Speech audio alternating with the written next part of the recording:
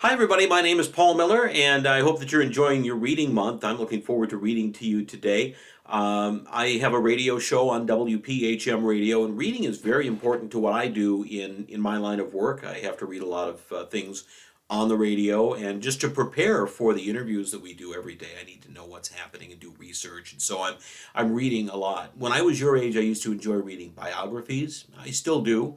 I like to read funny stories. I like to read suspenseful stories. And the story that I'm going to read to you today, it's actually just the beginning of a story because, as you can see, this is a very big book. But it's the first book in a series by Trenton Lee Stewart, and the book is called The Mysterious Benedict Society. So let's at least start this story and see where it goes. In a city called Stonetown, near a port called Stonetown Harbor, a boy named Rainey Muldoon was preparing to take an important test. It was the second test of the day. The first had been in an office across town. After that one, he was told to come here to the Monk Building on 3rd Street and to bring nothing but a single pencil and a single rubber eraser, and to arrive no later than 1 o'clock. If he happened to be late or bring two pencils or forget his eraser or in any other way deviate from the instructions, he would not be allowed to take the test. And that would be that. Rainey, who very much wanted to take it, was careful to follow the instructions. Curiously enough, these were the only ones given. He was not told how to get to the Monk Building, for example, and had found it necessary to ask directions to the nearest bus stop, acquire a schedule from a dishonest bus driver who tried to trick him into paying for it, and walk several blocks to catch the 3rd Street bus. Not that any of this was difficult for Rainey Muldoon. Although he was only 11 years old, he was quite used to figuring things out for himself. From somewhere across the city, a church bell struck the half hour. 12:30. He still had a while to wait. When he had checked the doors of the Monk Building at noon, they were locked. So Rainey had bought a sandwich at a deli stand and sat down on this park bench to eat. A tall building in Stonetown's busiest district must surely have many offices inside, he thought. Locked doors at noon seemed a little peculiar. But then what hadn't been peculiar about this whole affair? To begin with, there was the advertisement. A few days before, Rainey had been reading the newspaper over breakfast at the Stonetown orphanage, sharing sections with his tutor, Miss Perummel. As Rainey had already completed all the textbooks on his own, even those for high school students, the orphanage director had assigned him a special tutor while the other children went to class. Miss Perummel didn't quite know what to do with Rainey either, but she was intelligent and kind, and in their time together they had grown fond of sharing the morning newspaper over breakfast and tea. The newspaper that morning had been filled with the usual headlines, several of them devoted to what was commonly called the emergency. Things had gotten desperately out of control, the headlines reported. The school systems, the budget, the pollution, the crime, the weather. Why, everything, in fact, was a complete mess. And citizens everywhere were clamoring for a major, no, a dramatic improvement in government. Things must change now, was the slogan plastered on billboards all over the city. It was a very old slogan. And although Rainey rarely watched television, he knew the emergency was the main subject of the news programs every day, as it had been for years. Naturally, when Rainey and Miss Perummel first met, they had discussed the emergency at great length. Finding themselves quite in agreement about politics, however, they soon found such conversation boring and decided to drop the subject. In general, then, they talked about the other news stories, those that varied day to day, and afterward they amused themselves by reading the advertisements. Such was the case on that particular morning when Rainey's life had so suddenly taken a turn. "Do you care for more honey with your tea?" Miss Perummel had asked, speaking in Tamil, a language she was teaching him. But before Rainey could answer that, of course he wanted more honey, the advertisement caught Miss Perummel's eye, and she exclaimed, "Rainey, look at this. Would you be interested?" Miss Perummel sat across the table from him, but Rainey, who had no trouble reading upside down, quickly scanned the advertisement's bold printed words. "Are you a gifted child looking for special opportunities?"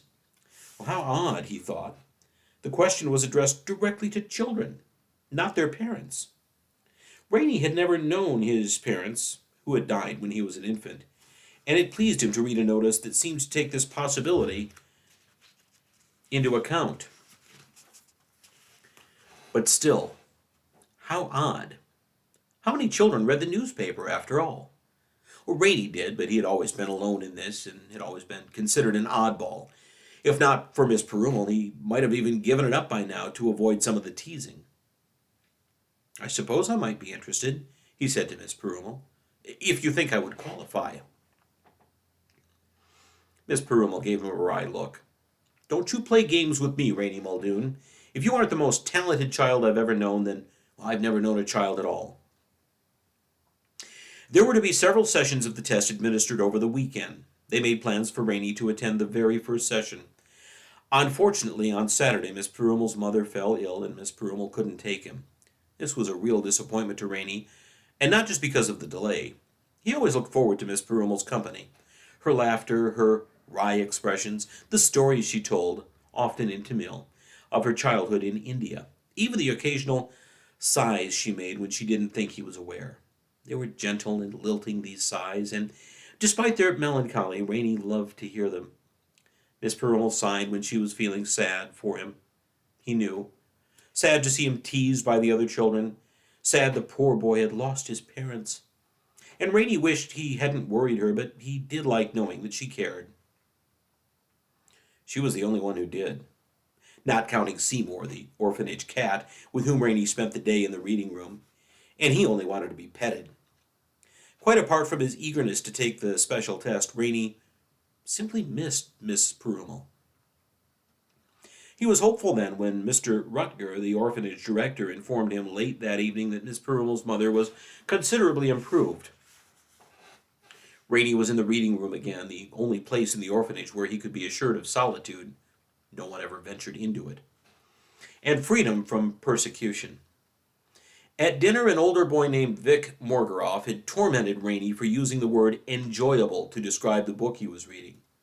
Vic thought it too fancy a word to be proper, and soon had gotten the entire table laughing and saying enjoyable in mocking tones until Rainey had finally excused himself without dessert and retreated here.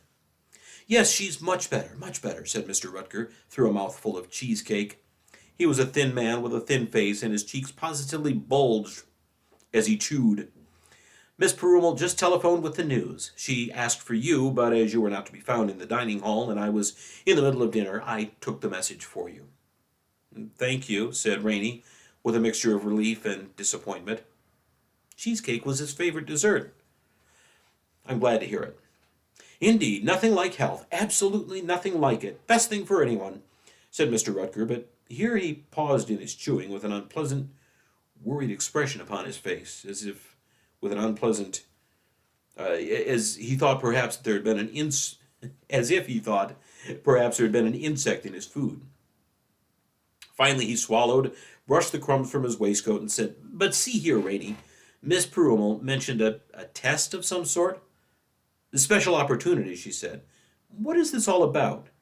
This isn't about attending an advanced school, is it?"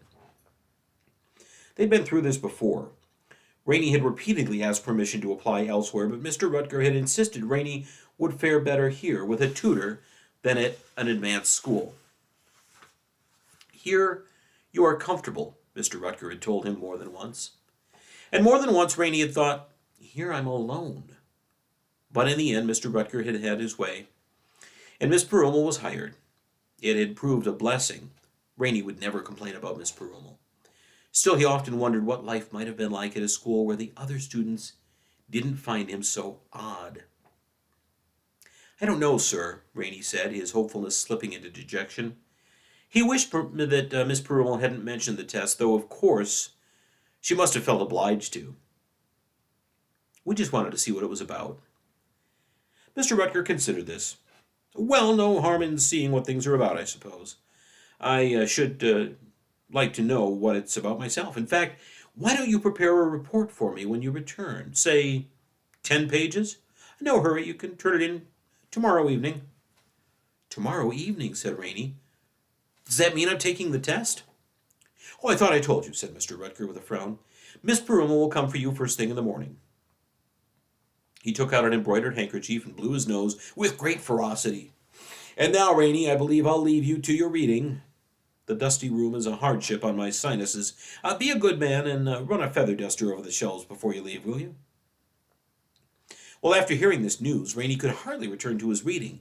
He flailed about with the feather duster and went straight to bed as if doing so would hasten the morning's arrival. Instead, it just lengthened the night, for he was far too eager and anxious to sleep. Special opportunities, he kept thinking over and over again. He would have been thrilled to get a crack at plain old regular opportunities, much less special ones. Just before dawn, he rose quietly, got ready with the lights off so as not to disturb his roommates. They often snarled at him for reading in bed at night, even when he used a tiny penlight under the covers, and hurried down to the kitchen. Miss Perumal was already waiting for him. She'd been too excited to sleep as well, and had arrived early. The kettle was just beginning to whistle on the stove, and Miss Perumal, with her back to him, was setting out cups and saucers. "Good morning, Miss Perumal," he said foggily.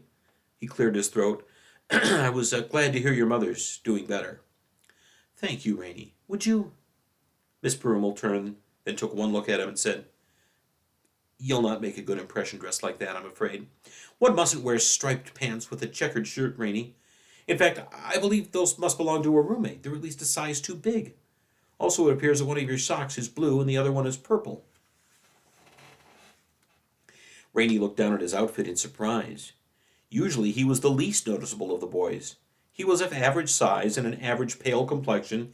His brown hair was of average length, and he wore average clothes. This morning, though, he would stand out in a crowd, unless it happened to be a crowd of clowns. He grinned at Miss Perumal and said, "I dressed this way for luck."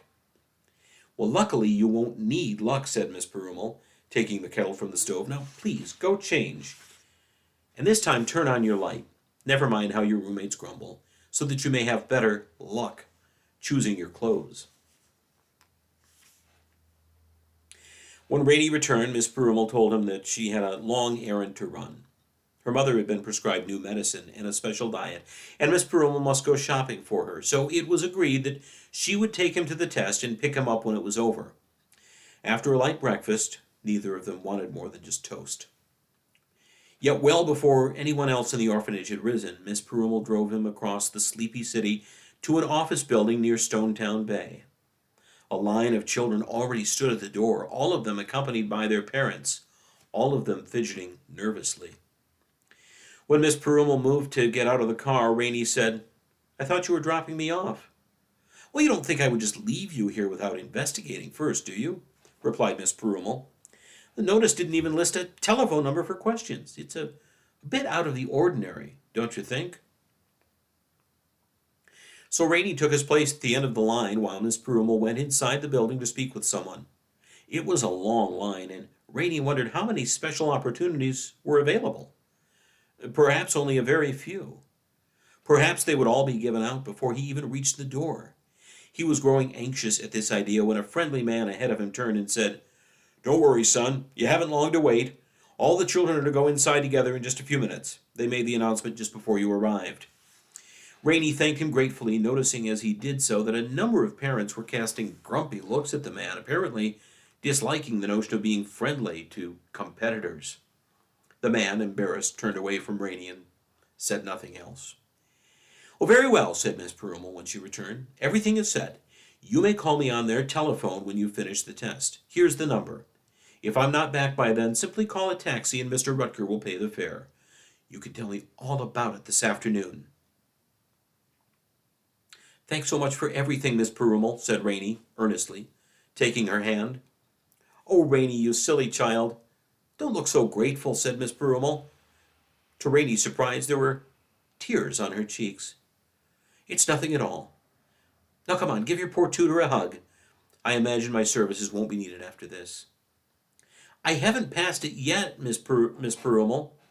"Oh, stop being silly," she said, and after squeezing him tightly, Miss Perumal dabbed her eyes with a handkerchief, walked determinedly to her car, and drove away, just as the children were ushered into the building. It was a curious test. The first section was rather what Rainey would have expected, one or two questions regarding octagons and hexagons. Another one devoted to bushels of this and kilograms of that, and another that required calculating how much time must pass before two speeding trains collided. This last question Rainey answered with a thoughtful frown, noting in the margin that since the two trains were approaching each other on an empty stretch of track, it was likely the engineers would recognize the impending disaster and apply their brakes, thus avoiding the collision altogether. Well, Rainey raced through the questions, and many liked them, and then came to the second section, whose first question was, "Do you like to watch television?" This certainly was not the sort of question Rainey had expected. It was only a question of preference. Anyway, of course he liked to watch television. Everybody liked to watch television. As he started to mark down the answer, however, Rainey hesitated. Well, did he really? The more he thought about it, the more he realized that he didn't, in fact, like to watch television at all.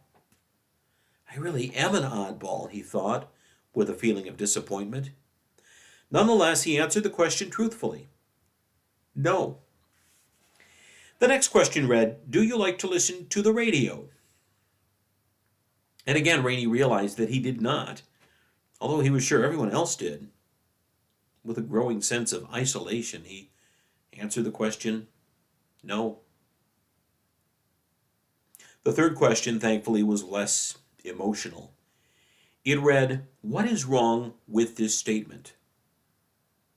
How funny, Rainey thought. And marking down his answer, he felt somewhat cheered. "It isn't a statement at all," he wrote. "It's a question." The next page showed a picture of a chessboard upon which all the pieces and pawns rested in their starting positions except for a black pawn which had advanced 2 spaces. The question read, "According to the rules of chess, is this position possible?" Rainey studied the board a moment, scratched his head, and wrote down his answer. Yes.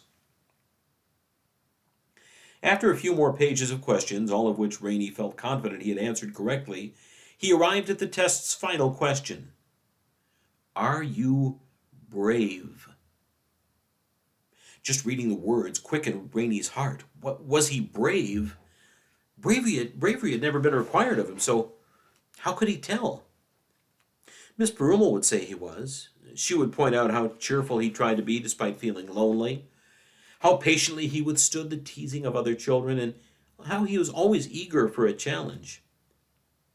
But these things only showed that he was good-natured, polite, and very often bored. Did they really show that he was brave? He didn't think so. Finally, he gave up trying to decide and simply wrote, I hope so. He laid down his pencil and looked around. Most of the other children were also finishing the test. At the front of the room, munching rather loudly on an apple, the test administrator was keeping a close eye on them to ensure they didn't cheat. She was a thin woman in a mustard yellow suit with a yellowish complexion, short-cropped rusty hair, and a stiff posture. She reminded Rainey of a giant walking pencil. "Pencils!" the woman suddenly called out, as if she was reading his thoughts. The children jumped in their seats. "Please lay down your pencils now," the woman said. "The test is over." "But I'm not finished," one child cried. "That's not fair." "I want more time," cried another. The woman's eyes narrowed. "I'm sorry you haven't finished, children, but the test is over. Please pass your papers to the front of the room and remain seated while the tests are graded. Don't worry, it won't take long." As the papers were passed forward, Rainey heard the boy behind him snicker and say to his neighbor, "If they couldn't finish that test, they shouldn't even have come. Like that chess question. Who could have missed it?" The neighbor, sounding every bit as smug, replied, "They were trying to trick us. Pawns can only move 1 space at a time, so of course that position wasn't possible. I'll bet some stupid kids just didn't know that." "Ha! You're just lucky you didn't miss it yourself. Pawns can move 2 spaces. On their very first move they can. But whether it's moved 1 space or 2 is beside the point. Don't you know that white always moves first? The black pawn couldn't have moved at all. It's so simple. The test was for babies." "Are you calling me a baby?" growled the other. "You boys there," snapped the pencil woman. "Stop talking." Rainey was suddenly anxious. Could he possibly have answered that question wrong? And what about the other questions? Except for the odd ones about television and bravery. They had seemed easy, but perhaps he was just such a strange bird that he had misunderstood everything. He shook his head and tried not to care. If he wanted to prove himself brave, after all, he'd better just stop worrying. If he must return to his old routine at the orphanage, at least he had Miss Perumal. What did it matter if he was different from the other children? Everyone got teased from time to time. He was no different in that respect. Rainey told himself this, but his anxious feeling didn't fade. After all the tests had been returned, the pencil woman stepped out of the room, leaving the children to bite their nails and watch the clock. Only a few minutes passed, however, before she returned and announced, "I shall now read the names of children admitted into the second phase of the test." The children began to murmur. A second phase? The advertisement hadn't mentioned a second phase. The woman continued, "If your name is called, you are to report to the Monk Building on 3rd Street no later than 1 o'clock, where you will join children from other sessions who also passed the test." She went on to lay out the rules about pencils, erasers, and disqualification. Then she popped a handful of peanuts into her mouth and chewed ferociously as if she were starving. Rainey raised his hand. "Yes," the woman said, swallowing. Excuse me, you say to bring only one pencil, but what if the pencil lead breaks? Will there be a pencil sharpener?" Again, the boy behind Rainey snickered, this time muttering, "What makes him so sure he'll be taking the test? She hasn't even called the names yet." It was true, he should have waited until she'd called the names. He must have seemed very arrogant. Cheeks burning, Rainey ducked his head. The pencil woman answered, "Yes, if a sharpener should become necessary, one will be provided. Children are not to bring their own. Understood?" There was general nodding of heads, after which the woman clapped the peanut grit from her hands and took out a sheet of paper and continued, "Very well, if there are no other questions, I shall read the list." The room became very quiet. "Reynard Muldoon," the woman called. Rainey's heart leaped. There was a grumble of discontent from the seat behind him, but as soon as it passed, the room grew quiet, and the children waited with bated breath for the other names to be called. The woman glanced up from the sheet. "That is all," she said matter-of-factly, folding the paper and tucking it away. "The rest of you are dismissed." The room erupted in outcries of anger and dismay. "Dismissed?" said the boy behind Rainey. "Dismissed?" As the children filed out the door, some weeping bitterly, some stunned, some whining in complaint, Rainey approached the woman. For some reason, she was hurrying around the room, checking the window locks. "Excuse me, miss. May I please use your telephone? My tutor said—" "I'm sorry, Reynard," the woman interrupted, tugging unsuccessfully at a closed window. "I'm afraid there isn't a telephone." "But Miss Perumal—" "Reynard," the woman said with a smile, "I'm sure you can make do without one, can't you? Now, if you'll excuse me, I must sneak out the back door. These windows appear to have been painted shut." "Sneak out? But why?" "I've learned from experience. Any moment now, some of these children's parents will come storming in to demand explanations. Unfortunately, I have none to give them. Therefore, off I go. I'll see you this afternoon. Now, don't be late." And with that, away she went. That is the very first part of the mysterious Benedict Society, of which I think Rainey is about to become a member. Happy Reading Month, everybody!